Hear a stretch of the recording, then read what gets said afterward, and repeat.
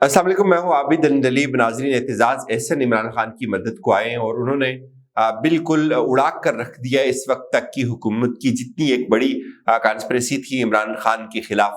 बहुत सारे उन्होंने सवालात उठाए, उस सवालात मैं आपके सामने रखता हूं और आप ये देखें कि उनकी नोयत कितनी संजीदा और मेरे ख्याल में पहली दफा ये इस तरह के सवालात उठाए गए हैं। एक तो एहतिजाज एहसन साहब ने आज ये कहा कि ये जो पुलिस बार बार ये बता रही है कि इतने बजे ये हुआ, इतने बजे लिबर्टी चौक से निकले, इतने बजे कोर कमांडर हाउस के अंदर दाखिल हुए, तो वो ये सवाल पूछ रहे हैं कि क्या ये 8 घंटे पुलिस सिर्फ मॉनिटर करती रही, टाइम नोट करती रही, या पुलिस ने इस एहतिजाज को रोकना था, उसने वो रोका क्यों नहीं। फिर वो सवाल उठा रहे हैं कि ये जो जहाज होते हैं इनकी जो बॉडी होती है ये इनफ्लेमेबल होती है, इनको तो आग नहीं लगती इतनी जल्दी, ये जिस स्पीड के साथ ये ट्रेवल कर रहे होते हैं, तो ये आग इनको कैसे लग गई।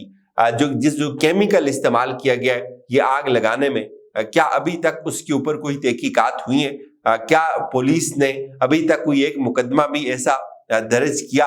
और फिर जो इमरान खान को एक झूठे केस में मुलव्वस किया जा रहा है, वो ये कह रहे हैं कि ये जो पुलिस है ये पतली गली से जो है वो बाहर निकल रही है, ये मामला डाल रही है आवाम के ऊपर, लेकिन असल जो मुद्दा है वो पुलिस के ऊपर आता है। वो ये कह रहे हैं कि इस वक्त जो कुछ किया जा रहा है, जिस तरह से हुकूमत ये सब कुछ करके बता रही है, पूरी दुनिया को दिखा रही है, उसमें हुकूमत एस्केप लेना चाह रही है, खुद उससे अपनी जान छुड़ा रही है, लेकिन असल में ये सब हुकूमत ने खुद किया है। एहतिजाज एहसन साहब ये बता रहे हैं कि अभी आप इस चीज को इस तरह से देखें कि कुछ लोगों को ऑफर्स दी जाती हैं, जेलों के अंदर से लीडर्स को ये ऑफर दी जाती है कि आप बाहर निकल कर आए, प्रेस कॉन्फ्रेंस करें तो हम आपको छोड़ देते हैं, और जबकि यही ऑफर किसी दूसरे कारकुन के लिए नहीं है, तो कारकुनों को भी ये ऑफर देनी चाहिए और कारकुनों को भी इस तरह से रिहा होना चाहिए। फिर वो ये कहते हैं कि आईजी साहब, ये आप मत भूलें कि ये केस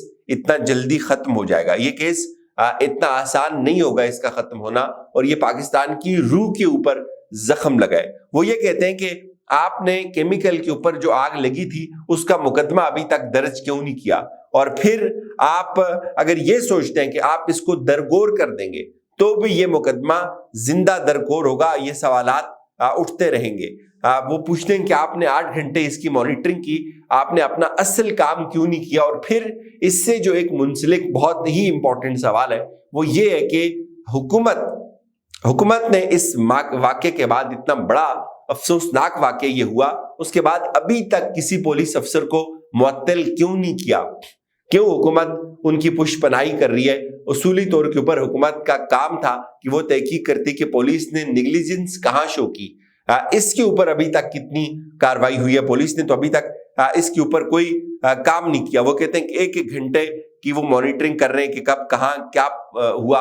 6 बजे आग लगाई गई, तो वो ये पूछ रहे हैं कि है कुछ बायसे ताखीर भी? वो कहते हैं हुई ताखीर तो कुछ बायसे ताखीर भी था।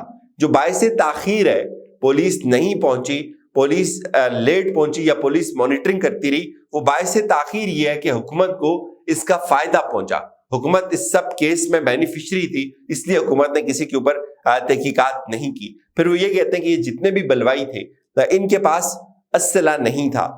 फिर वो ये कहते हैं कि ये जो ऑडियोज का मामला है, और कुछ उनकी भी ऑडियोज आ गई, तो वो ये कहते हैं कि ऑडियोज पूरी की पूरी एक टेप जो होगी वो पूरी अदालत के सामने रखी जाएगी, किस पर्पस के लिए वो हुई, और वो उसके अंदर कोई एडिटिंग नहीं होनी चाहिए। उसके बाद ये फैसला होगा कि वो कितनी हकीकत के ऊपर मबनी है या नहीं है। और फिर वो सवाल उठाते हैं, ये वो सवाल है जो हर बंदा उठाता है कि जो ऑडियोज हैं वो नून लीग के खिलाफ कोई ऑडियो क्यों नहीं बाहर आती? तो जाहिर है नून लीग इस पूरे सिस्टम में बेनिफिशियरी है। वो कहते हैं कि मेरे खिलाफ जो है वो मुझे कहा गया कि मैं बिलावल से मिलने के लिए गया, कुछ लोगों ने इसके ऊपर वीलॉग भी किए, लेकिन मेरा उनसे एक सवाल है कि कोई वीडियो तो होगी जिस जगह के ऊपर मैं गया था। जाहिर है ये बड़ा जेन्युइन सवाल है, और एहतिजाज एहसन कोई ऐसे आदमी तो है नहीं है कि अगर वो किसी जगह मिलने जाए और उनको इनकार हो जाए या उनको बिलावल ना मिलना चाहे। तो अभी एक इशू बनाया गया है कि बिलावल ने, आसिफ जरदारी ने एहतिजाज एहसन से मिलने से इनकार कर दिया। वो वहां उनको मिलने के लिए गए,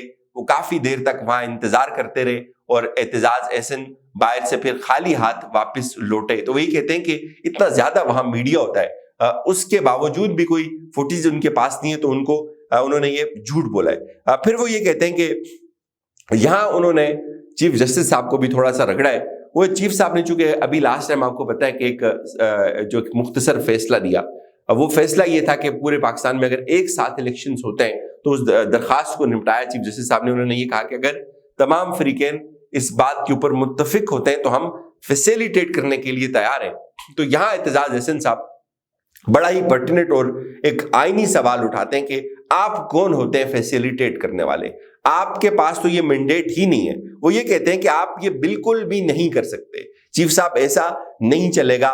90 दिन का मतलब होता है 90 दिन, और 90 दिन में आपने इलेक्शंस करवाने, आपको अपने फैसले के साथ खड़ा होना चाहिए। आप ये काम आप बिल्कुल नहीं कर सकते। और फिर वो ये कहते हैं कि जो भी हो जाए, इमरान खान का अगर 30 वोट है तो वो 30 रहेगा, अगर वो 40 है तो वो 40 रहेगा, अगर वो 80 है तो वो 80 रहेगा। इमरान खान का जो वोट है, जो उसका वोटर है, वो उससे अलग नहीं हो सकता।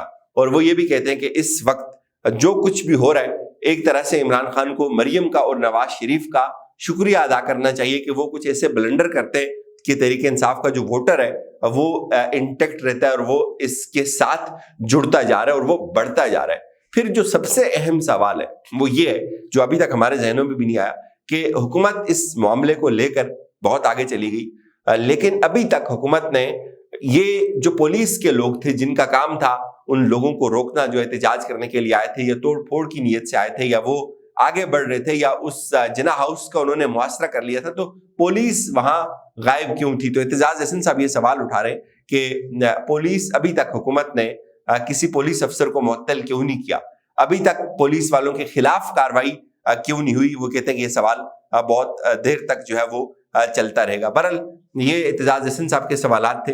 अब जो डिटेल्स हैं वो ये हैं कि शाह महमूद कुरैशी साहब भी उड़ान भरने के लिए तैयार हैं। लेट्स सी वो क्या करते हैं। लेकिन हुकूमत ने आज एक बड़ा स्टेप और लिया है, वो ये लिया कि इमरान खान साहब के खिलाफ एक केस था कोयटा में ये केस था उनके खिलाफ कि इमरान खान के ऊपर आर्टिकल 6 के तहत कार्रवाई की जाए। और वो जो वकील अब्दुल रज़ाक शर्त जो थे इस केस में वकील थे, जिन्होंने कल दलाइल देने थे इमरान खान साहब के खिलाफ, आज उनको किसी ने गोलियां मार के जाम भाग कर दिया, वो चले गए।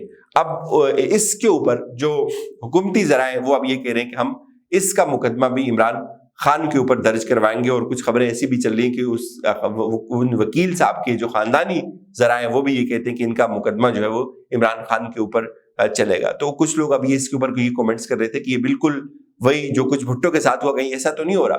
तो लेट्स सी क्या होता है, क्या ये इसका कोई आपस में कोई ताल्लुक बनता है इमरान खान का इस केस के साथ, इन वकील साहब के मर्डर के साथ।